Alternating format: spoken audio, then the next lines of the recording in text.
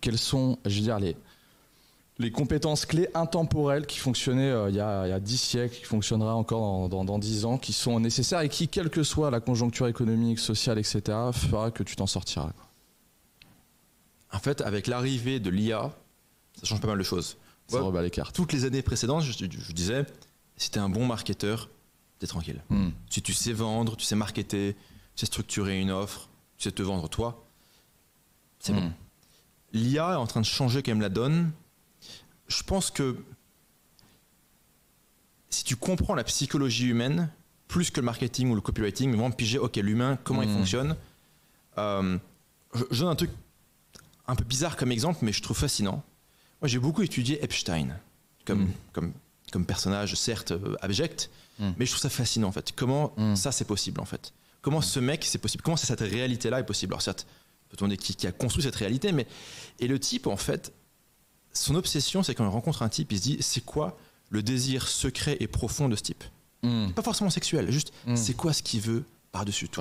Et par exemple, il y a plein de gens très riches qui adorent être en proximité de génie, d'un point de vue scientifique. Donc lui, qu'est-ce qu'il fait?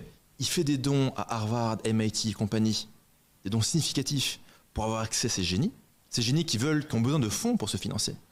Après, il y a des grands entrepreneurs plus ou moins shady ou des financiers, etc., plus ou moins dark, qui eux sont très désireux d'être assis à la table de ces gens-là, de ces gens brillantissimes, des prix Nobel, etc., parce que c'est leur kiff, quoi. Ça les fait triper. Bah, le mec, il comprend ça, il conçoit un système autour de ça. Encore une fois, je dis pas qu'il faut faire comme ce type, ce type est une ordure, c'est de pire sur Terre, mais c'est intéressant. Donc, piger l'humain, piger ce que les gens veulent, soit en interaction one-one, tu vois, nous deux, l'un face à l'autre, soit one to many, donc en gros, tu vas vendre un produit à beaucoup de gens. Ça, je pense que ça reste pertinent.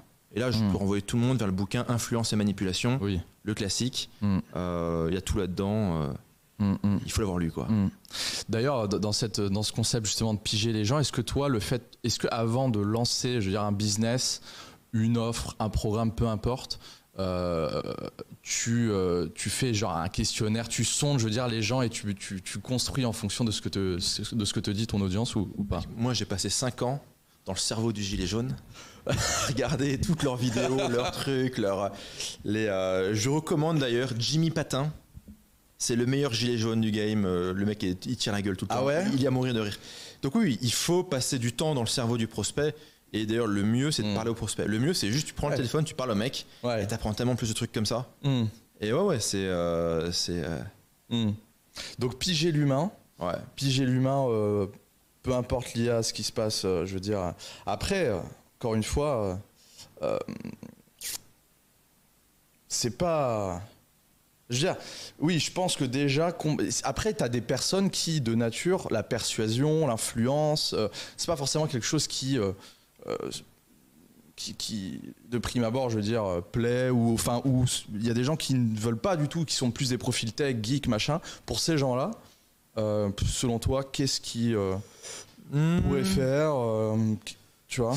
Si tu veux, la question de... Est-ce que c'est... En fait, sinon, la question, c'est est-ce que c'est inné ou acquis? Et si c'est l'acquis, à quel point c'est compliqué? Tu sais, enfin, tu prends...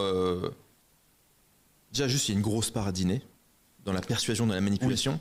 Le gamin, il est programmé génétiquement pour manipuler sa daronne pour attirer l'attention et les ressources. Carrément. Ok.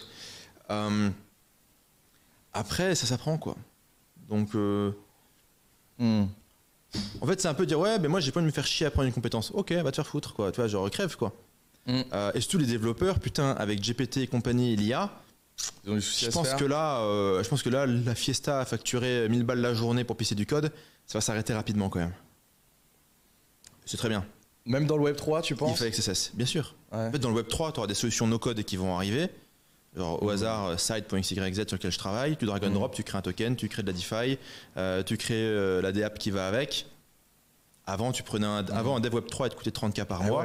Là, tu peux drag and dropper quelques conneries et t'as un projet Web 3, quoi. Tout comme Shopify ou WordPress ou ce que tu veux, ou ClickFunnels. Donc au final, on en revient au marketing, on en revient à tout ça.